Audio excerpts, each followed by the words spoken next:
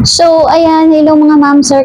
Kumusta po ang lahat? It's Friday na and nag-aabang tayo kung ano na bang balita. Meron bang magandang balitang i-release today? Ayan, kahit ako po ay nag-aabang and excited din kung sisimula na ba yung ating disbursement. Siyempre, inaabangan natin lahat yan. And meron tayong nasagap na balita na di umano yung finance department ay naghahanda na ngayon para simulan yung ating disbursement. At sana nga magkatotoo na dahil yan talaga ang inaantay ng karamihan.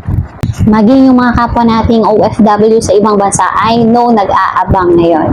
And yun nga, remind ko lang ulit mga ma'am sir, since nagpe-prepared na nga ang finance department ng Sitaw sa ating disbursement, yung may mga problema po sa inyong dashboard, katulad nga ng nabanggit ko recently sa aking vlog, sa aking video, like yung mga nag-withdraw at hindi nag-reflect sa kanilang withdrawal history, pero nagbawas na sa kanilang wallet balance, meron pong Google form na inilabas. Kahapon lang, I think, yes, kahapon lang to ni-release and kailangan po natin mag-fill up dito. So, para maging smooth yung ating disbursement at maiwasan natin yung mga delays.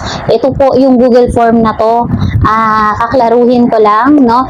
Para lang to sa may mga problema yung dashboard. Sa may mga na-encounter na problem nung nag-withdraw sila, ayan, kailangan nyo mag-fill out sa Google form na to.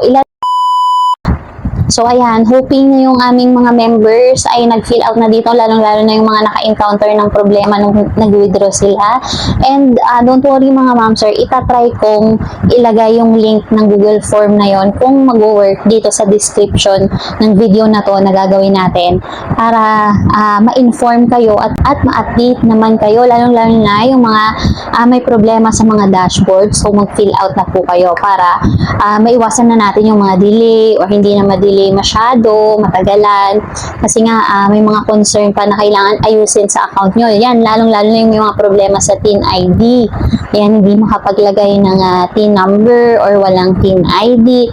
So, kailangan nyo mag-fill out doon sa Google form para ma-advise si Sitaw sa concern ninyo. Ayan.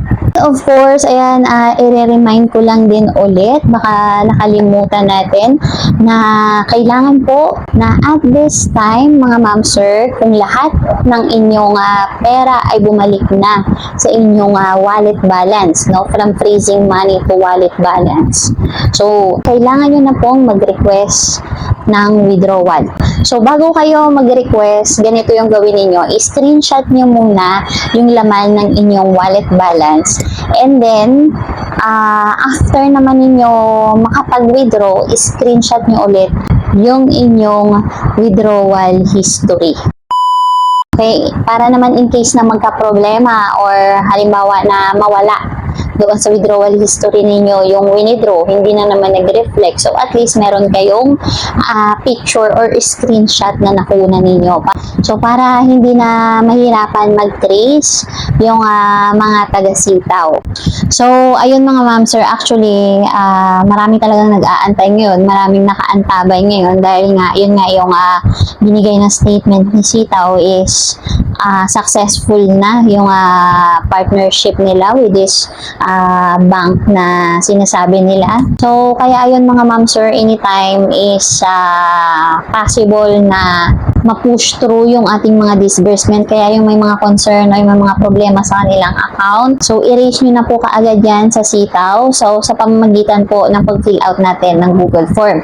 At yung Google form na yan, kung hindi kayo na-update, hindi kayo nabigyan, susubukan kong ilagay sa aking description para yung mga walang cheesy, walang mga AS is makapag-submit naman at ma-inform or maayos nila to bago mag-push through yung ating mga disbursement para maiwasan natin yung mga delay. Kasi nga sobrang delay na nga itong ating itong pag-release ng ating mga pera.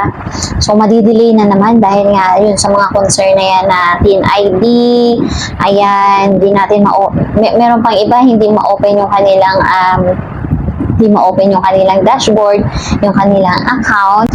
Pero yung medyo critical talaga dito, yung mga nag-withdraw and then hindi nag-reflect sa kanilang withdrawal history pero bumawas yung pera sa kanilang wallet. So, ito po mga ma'am sir, yung announcement. Actually, mainit-init pa to. As in, ngayon lang po ito in-update doon sa FB group ng Sitaw. So, ayan, announcement to all sellers. Ang sabi, good day everyone. We are pleased to inform you that our bank has been successfully opened as of this morning. Okay? Our technical department is currently in the process of connecting the bank's API to conduct necessary withdrawal tests. Ayan. For standard procedure. Okay. Upon the successful completion of this test, we will proceed with batch withdrawals for all sellers. Ayan, sana nga. So, additionally, we will be issuing a new disbursement plan or disbursement table to further streamline our payment processes. So, rest assured that the company will make it up to you with regards to the delays.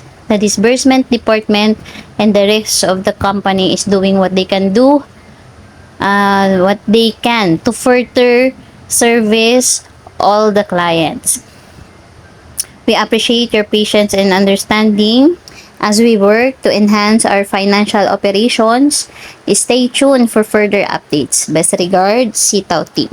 So ayun, let's pray and hope for the best and magtuloy-tuloy itong magagandang balita kay Sitaw and para masimulan at matapos na itong ating mga disbursement. So ayun mga ma'am sir, if you think na nakatulong sa inyo ang video na to, please like and subscribe and hit nyo na rin po ang notification bell para lagi po kayong updated sa aking mga bagong video. So yun lang mga ma'am sir, thank you for watching and see you on my next video. Bye po! At dahil rainy seasons na, you can try this umbrella, windproof na and waterproof pa. For only 224 pesos, kaya ano pang inaantay nyo? Check out nyo na yan!